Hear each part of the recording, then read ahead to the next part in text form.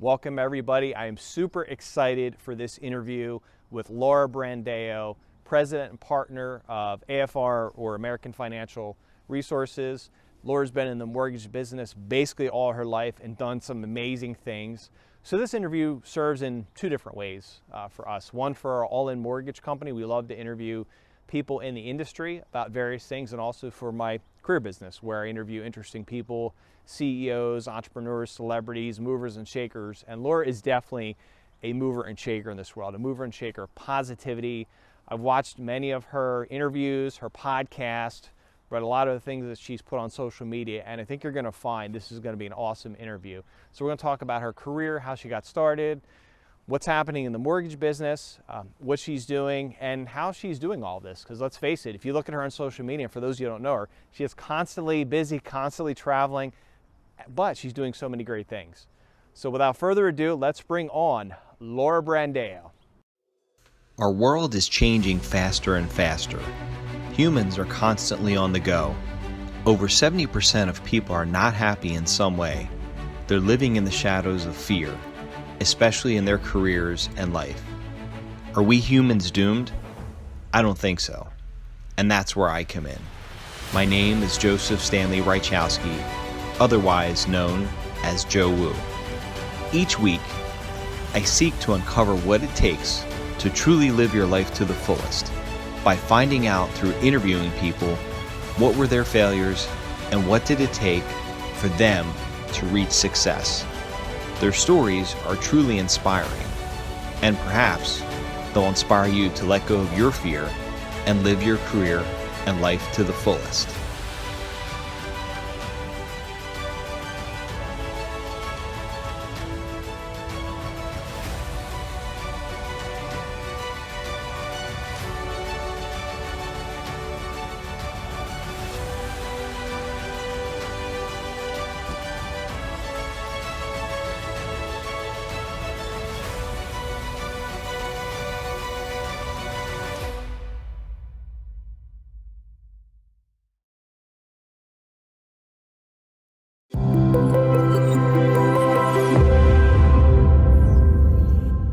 All right, everybody, we have the great Laura Brandao from American Financial Resources. Laura is president and partner at AFR. Laura, thank you so much for joining us, and I'm so excited to have you here. Well, it is truly a pleasure. Thank you for having me. Yep, it's great. So let's dig right in, because there's so much stuff. You're so super busy out there. I love it. I see you traveling all the time, and I just wonder how you do it. But you started your career off at Wall Street Financial Corporation, and then went to Q Funding. So what was that like? And then getting into the financial services industry to start. Well, it goes back even further than that. Gotcha. My very start in the mortgage industry was actually as a part-time job. I was a young mom. I married my high school sweetheart, and we had our first child. I was only 19 years old. Wow. And I stayed at home during the day, and I needed something to do in the evening that I could also get some money for the family. And so there were two options back then. You either worked in a store or you got on the phone. And so I had the pleasure of being hired to telemarket for Champion Mortgage. That was in Parsippany, New Jersey. And so at that moment, I realized that I truly enjoyed speaking to others and finding out about their home ownership and how to reduce their interest rates and getting to know them. And when I was about maybe 5 months into the job, I decided that I wanted to learn how I could purchase a home. So one day, here I was about 21 years old. And one day I decided that I was going to knock on the door of the vice president's office. Now, you can kind of picture this. I'm a young girl. You've got the vice president that's about in his mid 50s, and he really doesn't speak to the telemarketing crew. That's not his thing. Right. But here I am. I didn't know any better. I'm thinking, I have a question to ask. So I'm going to knock on the door and ask the question. And so I arrive at his office and I knock on the door, and he kind of looks like, who is this person? And I say, hi, I'm Laura Brandao. I'm one of your evening telemarketers, and I have a question for you. And he was kind of like, okay. And I'm like, I would like to purchase a home. And I really don't know how to go about doing that. But I'm thinking if I work more hours, I can save for a down payment. And he is shocked. He literally is like, I have no idea why this young Knock on the lady is door. there. Yeah, I have Yeah. no idea why she's here. But okay. And he said, Laura, do you know how to use a computer? And I'm like, I only graduated like high school a few years ago. Sure, I know how to use a computer. So he goes, why don't you stay in the evening after hours and run some reports for us, and you can work some extra hours. I said, wonderful, happy to do it.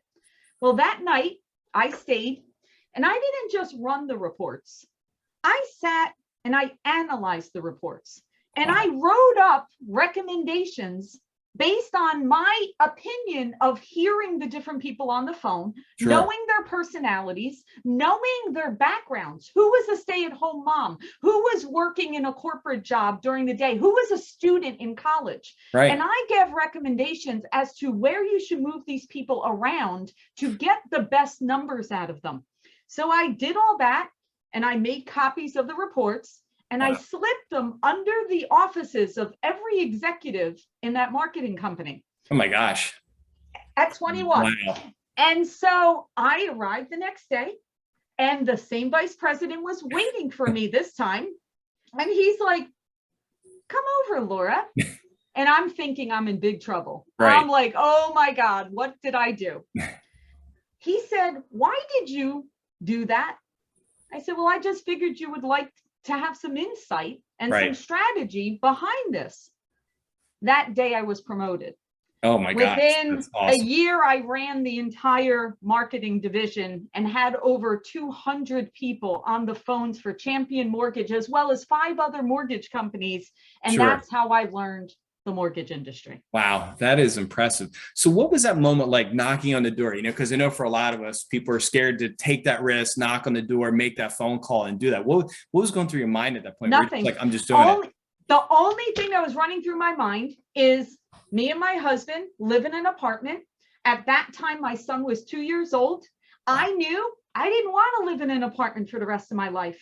I had no idea how I was going to buy a home, but I knew I needed to take the first step in order to buy a home. So there was no fear. There was no running through my brain, because what's the worst thing that could have happened? Him say, go talk to her or him or whoever. Okay, I'll go talk to them. That's where a lot of people get stuck, is just taking that, you know, taking the phone saying, hey, let me call the person here. Let me make that text message or whatever. And everybody just gets stuck in that. So that's an amazing story. I never knew that. Wow. Just knocking on the door and going for it. And that was it. The rest is history. Yeah, exactly. Now you're president and partner, I might add, the only woman partner of AFR. So again, you know, you're looking at sales, strategy, culture, day-to-day operations. How do you balance all of that, you know, and also with your schedule that you have? You're traveling quite a bit. You know, I started AFR Wholesale. I was employee number 1. Wow. So during the crash of 2007, I was working at Q Funding, which was a division of Security Atlantic, which nowadays is REMN. Okay, so names have changed a lot. All right. So at that time, in June of 2007, everyone is losing their jobs. You know, everyone is scared. Everyone's afraid of what's going to happen. And so I, also being scared at that time, I called a friend of mine and I said, do you know any companies that maybe are not going to go out of business? You know, because at that time. And so she gave me the name of AFR. And when I went to speak to the CEO, he said, Laura, my concept is start wholesale. He's like, one product, FHA down to 500 credit score, just broker only. And I had been working with brokers already, so I understood wholesale. I understood how it worked. And so I said, you know what? I'm happy to do that. And so at that moment, he said, here's the deal, Laura. No salary, 100% commission, no benefits. But you know what? If you're successful, you'll do very well.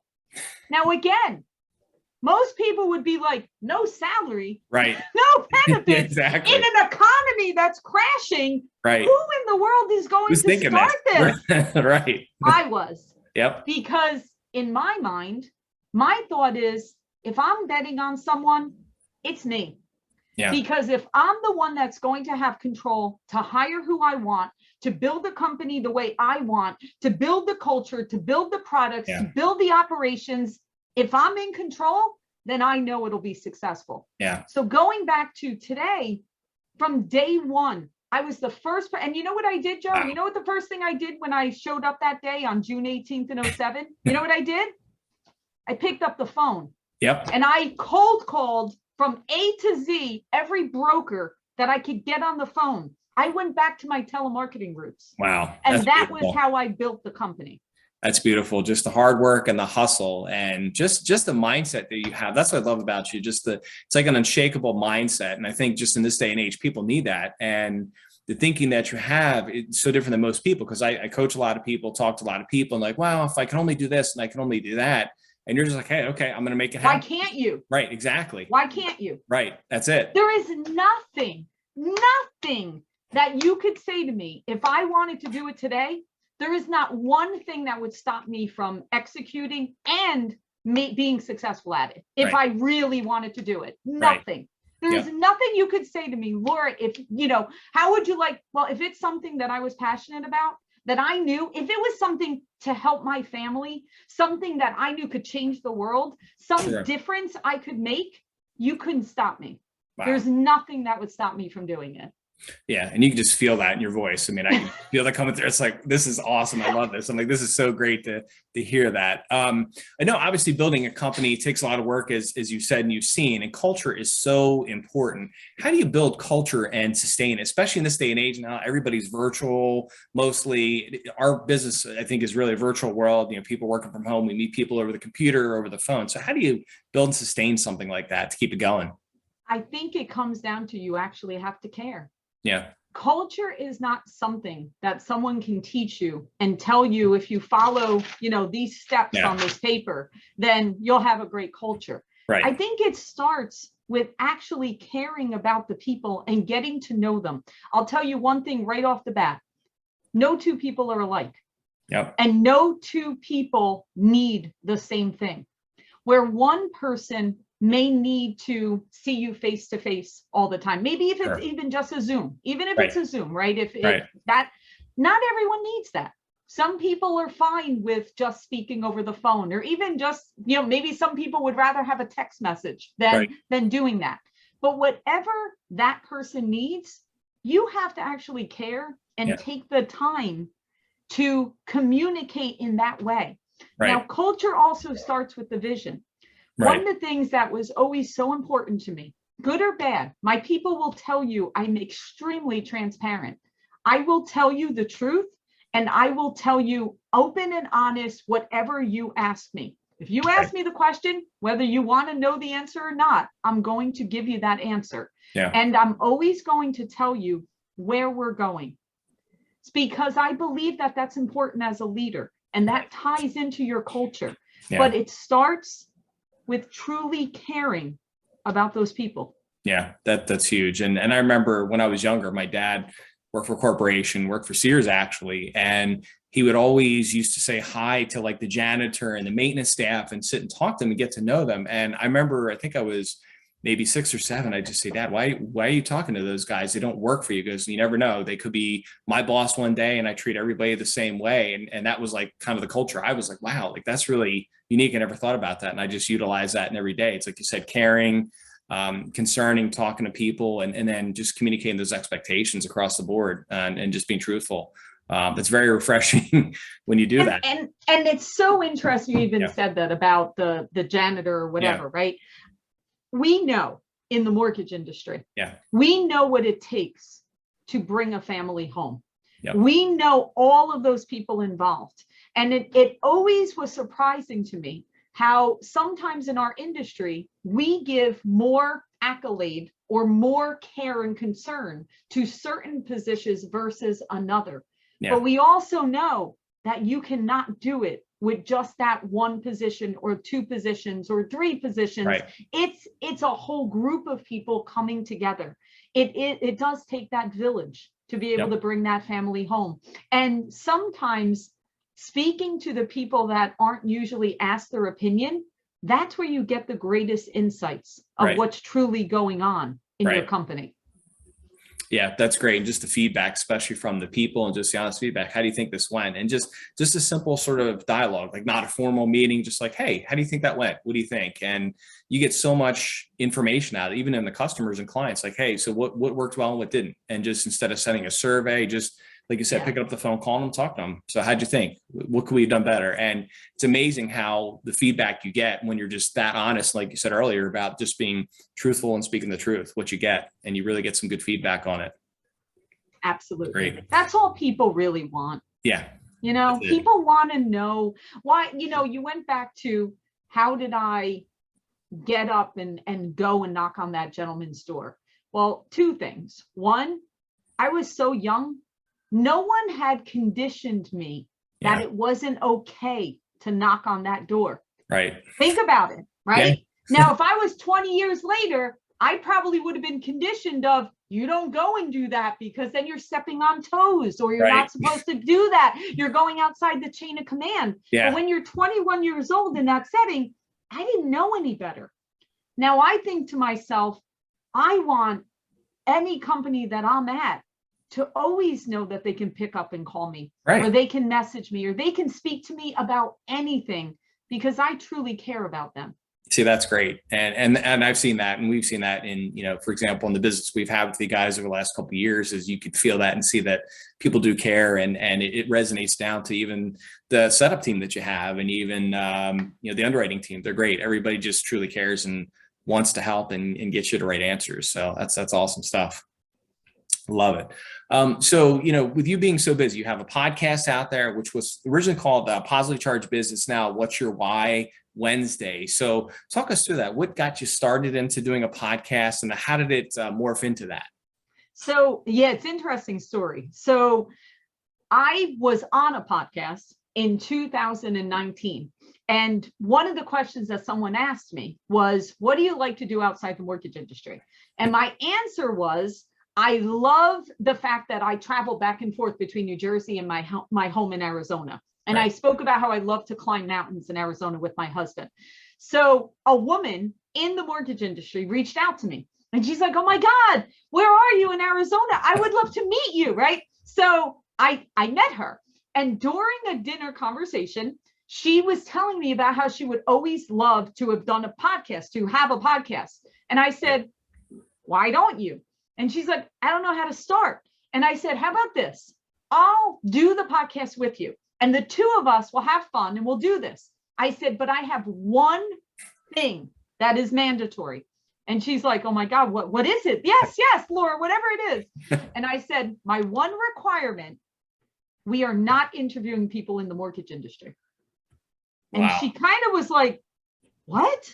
Yeah. Why would we not? Yeah, why would we not interview people in the mortgage industry? And this is where it comes from. When you become an executive in the mortgage industry, I realized that people literally just say yes to me. Yeah. People just yes, anything I say.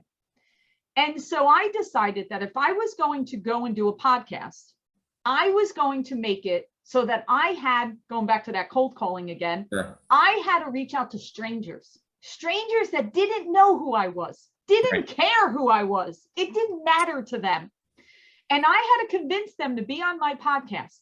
And then I had to read their book, or I had to go on their YouTube videos, Right. and I had to learn about them. And then I had to craft questions that I had nothing in common with, Right. so that I forced myself to get out of my comfort zone. That's perfect. It was awesome, right? Is Yeah, that awesome? that is awesome. So from Wow. July of 19 until, it was probably about a year. It was probably until like the middle of COVID, which was Right. around that middle of 20, Yeah. we did that. Now, the reason why it changed is that when everything got so busy, I didn't have time to go find people outside the mortgage industry. Yeah. So I decided to change it to What's Your Why Wednesday. And I'll explain why I love this so much. What's Your Why Wednesday? It is mortgage people, but I don't ask them traditional mortgage questions. Wow. I actually ask them, how is being a mortgage professional tied to your personal and professional why? Then I ask them to share a story of when they realized the impact that they had on a family that they served. Wow. I've had people crying, literally That's crying. awesome. And then the last question is, what do they want? What will they want their legacy to be? Wow. These are impactful, emotional questions. And I have seen sides of mortgage professionals that I've never seen before. Yeah. Wow. That's something, just thinking about those questions, even just asking people like, what's your why? Because normally they're going to say, well, what do you think about the rates? And what do you think about some of the problems that are the challenges in the industry? And you say, hey, what's your why? And what's it like helping a family? And I love asking those questions too, the off the wall stuff. That's just like, what's your legacy? I mean, that's just powerful. Yeah. Just hearing that gives me chills. And that's got to be something. So I love that change. Just tweaking that and going that route. That is something. So you've also wrote a book now too, which is Say Yes Every Day to Find Your Superpower. So for those people that don't know or have not read your book, we'll put the link up for people to find it. But what's the book exactly about?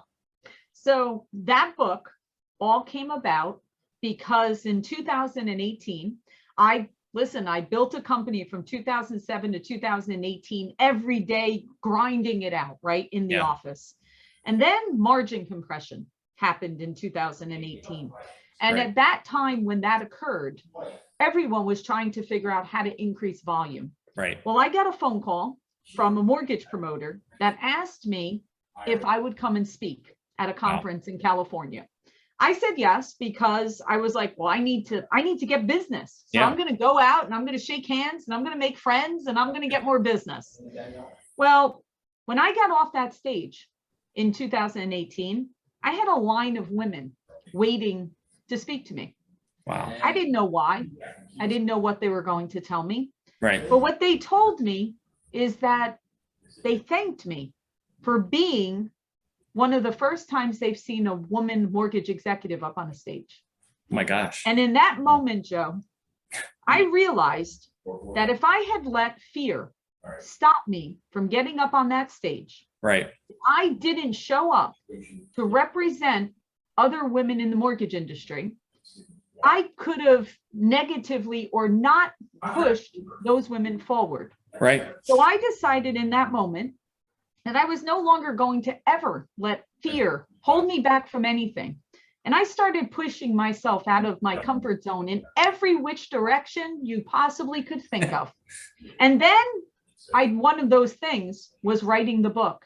And what the book is about, it's part of my journey and then part of it is advice. Right. But as far as the superpower, I believe that every single one of us, we are born with something unique, something that is special about each of us. But see, I learned from another podcast that I did during the pandemic called Thrive Thursday. Right. I learned that when you ask people what their superpower is, people push themselves down and become small. Yeah. They start to realize there's nothing special here. Please keep looking at someone else because I'm nothing. Right. That's not true. And the book teaches how to find your superpower. And I'll give you a secret of what it is. What you want to do is ask someone that loves you. Ask a spouse, ask a best friend, ask your mom, ask your grown children. Ask them what your superpower is. Wow. And when they tell you, don't tone it down. Right. Don't say, no, that's not me. Right. Don't embrace it. And then actually lean into whatever that is and apply it to the rest of your life. Because Wow. when I know what my superpower is. Right. And because I know what it is, I apply it to every single thing I do, both personally and professionally. Wow. That's awesome. Just asking, the ones you love, like, what's your superpower? Yeah, I can imagine the answers you get. It's beautiful. Yeah. It's actually beautiful. Yeah. I can't even imagine the answers that you would get, just the raw honesty probably that comes out of it. Wow. That's great. So you're involved in a lot of things too. I mean, obviously you've got your podcast, you've got your book, the New Jersey Mortgage Bankers Association Women's Committee Chair, and then, the Women with Vision Chair. So, and of course, we always see it all over social media. Why is it so important to get involved in all these other things? And again, how do you really juggle all that to keep a good balance? I'm really organized. That's I good. am really, really, really organized. All of those things came about once those women stopped me and told me, thank you for sharing your voice. Once I heard that, my mission became clear. Yeah. My mission became clear that I'm going to be quite honest with you, Joe. I'm also the chair of the NAMBA Visionary Ambassador Program. Right. And that, again, is working with minorities. And I'm going to be very blunt. I've realized that although people say, use your voice, everyone, we want to hear everyone's voice, society does not listen to everyone's voice. Now, that's not fair and that's not right. I'm not saying it is, but it's accurate. And so I realized that I have the ability to have people listen to me. And so I am not going to squash that. I'm going to be in situations where I can have other people join me so that I can have them use their voice as part of what I'm part of, so that everyone will listen. Because I've realized if that's part of my superpower, then by heck, I'm going to multiply it. I'm going to multiply it by thousands and tens of thousands. So I am not going to stop until all those people have their voice heard. Oh, that's something. Wow. That's huge. That's such a massive superpower, just a massive why, why you do what you do. I mean, yeah, you can see why you get up every morning and you just jump out of bed probably. I could feel that.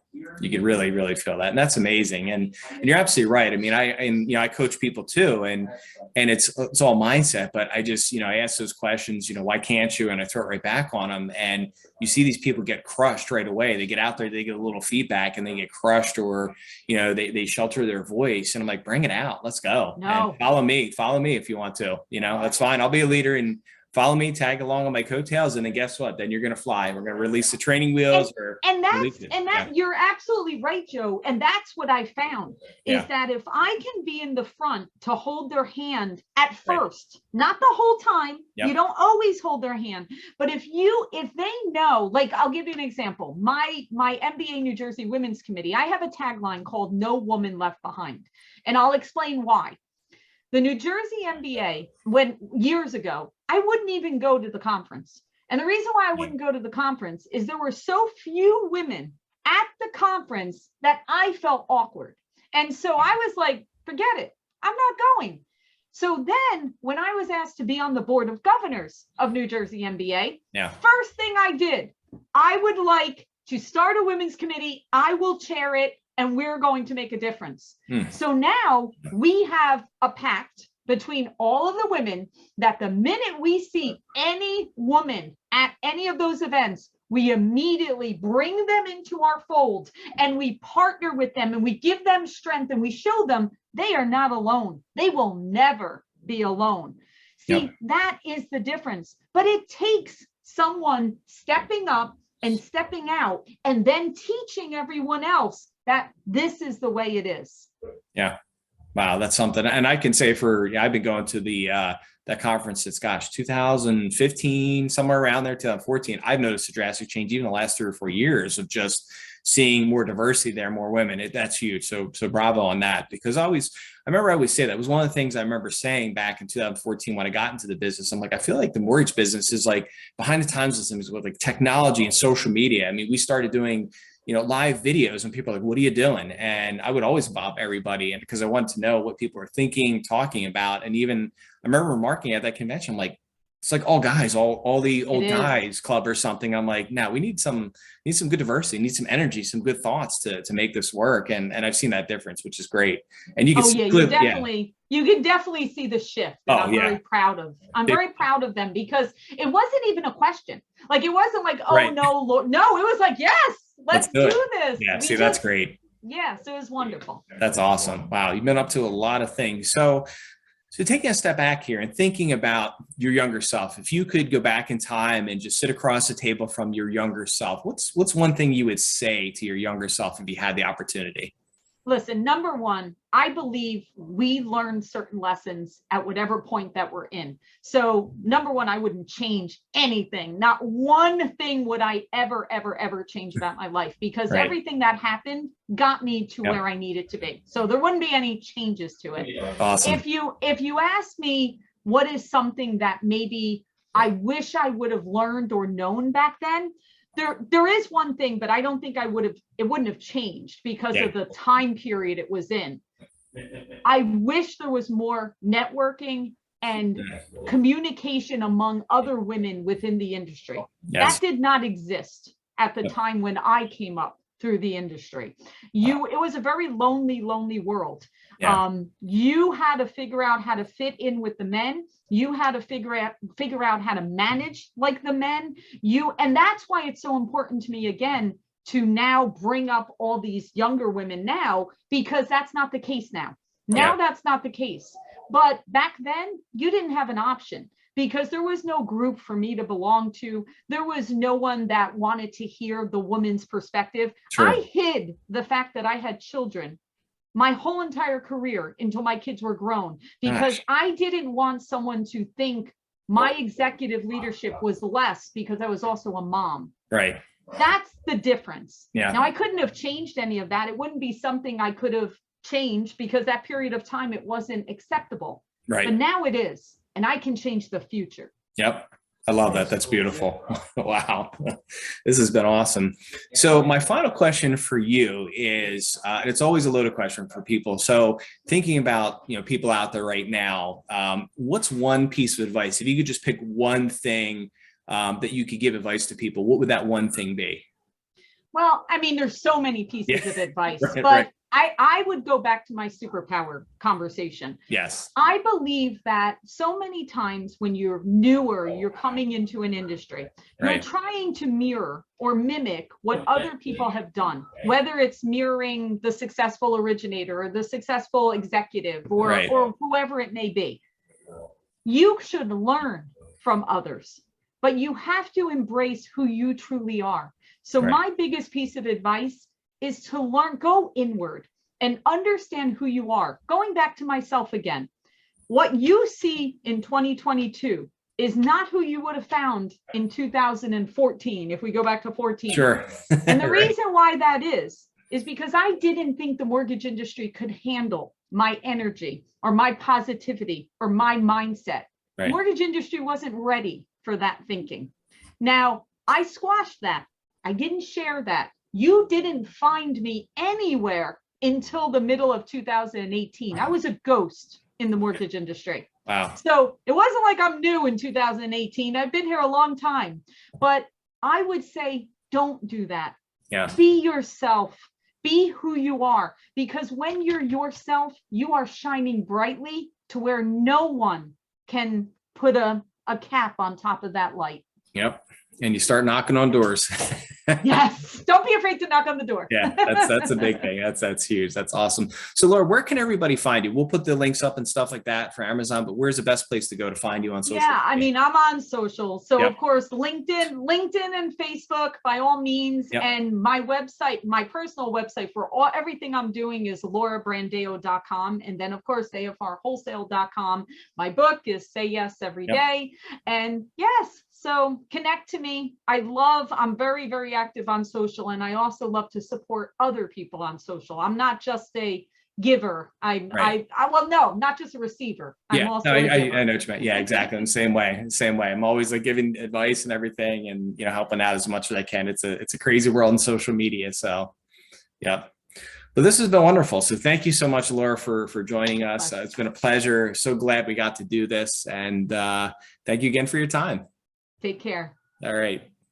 Does that not make you want to go out and knock on doors for business? What an amazing interview. Thank you, Laura Brandao, for taking the time out of your busy schedule to interview with me and bringing the passion and the heat. That was by far one of the best interviews I've done. I know I say that a lot, but I truly believe this was one of the best, if not the best.